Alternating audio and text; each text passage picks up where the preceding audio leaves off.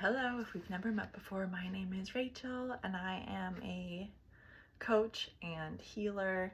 I like to help people overcome suffering, overcome holistic health challenges, find intimacy, honor themselves, lots of good things. And today I want to talk about how to find a partner.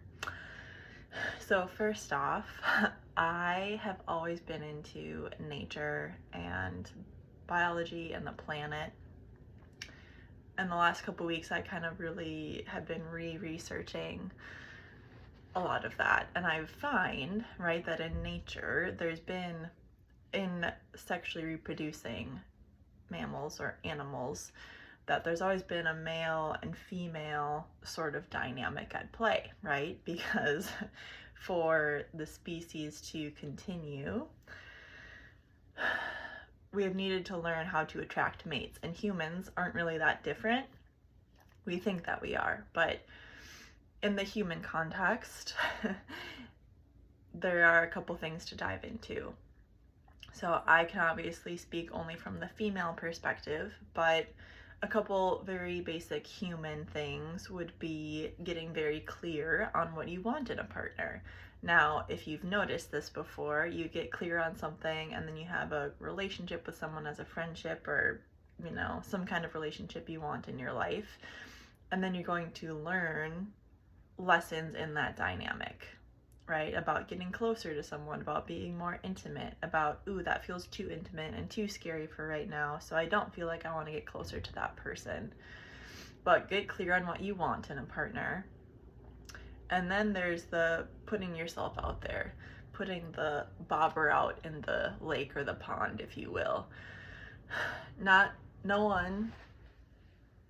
Dirt caught my eye on the street. There was some work being done. What's not going to happen is that you're not going to be at home and someone's just going to knock on your door and say, hey, do you want to be my partner? Or, hey, do you want to date? You have to put yourself out there, right? So people are like, should I go to a singles event? Should I go to church to meet someone? Should I go online now?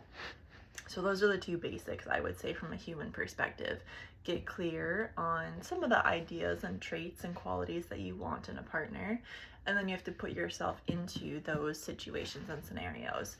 I would say the third thing with all of this is timing is a thing. So you can do all this work. You can say, like, here's who I am, here's who I want, and go on dates. And if you've noticed that timing is a huge issue at play when it comes to relationships and dating and just all those dynamics mixing, because there might be connection on both sides, but maybe you're just supposed to be more friend, maybe you're just supposed to connect emotionally, maybe you're just supposed to be attracted to each other physically right now. Maybe it's not time for the quote whole package and this relationship that we're very conditioned to, like, you have to be in a relationship all the time and it has to look a certain way and everything. So those are what I would say would be some human lessons when it comes to biology. And of course, again, I can only speak from the female perspective, but let's look at animals in nature, right? So a lot of males in nature, like a male peacock, right, has a beautiful plume, okay? A lot of mammals, or again, animals in nature, it is kind of that male's job to be genetically superior, to be genetically strong, and females are attracted to that. It's springtime here in Minnesota. I went for a walk earlier this week and there are mallard ducks, and the men, the boys, the males, have this beautiful turquoise, dark green, bluish head, right? And all of the males are just nice and brown. They're both very cute, but they're very cute in different ways, right? He is supposed to be on display and say, hey, look at me, notice me, here's the genes that I have and the qualities and the traits. I can be a protector, I can be a blah, blah, blah.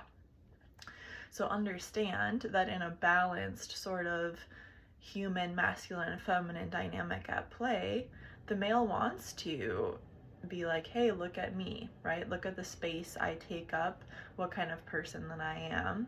And the female can be the choosy one. If you think about reproductive wise, the female, she has to give a lot more resources and time to reproducing than a male. again, in most animal sexually reproducing species, of course, there's always going to be different ones at play. But again, I'm talking about being a human, right?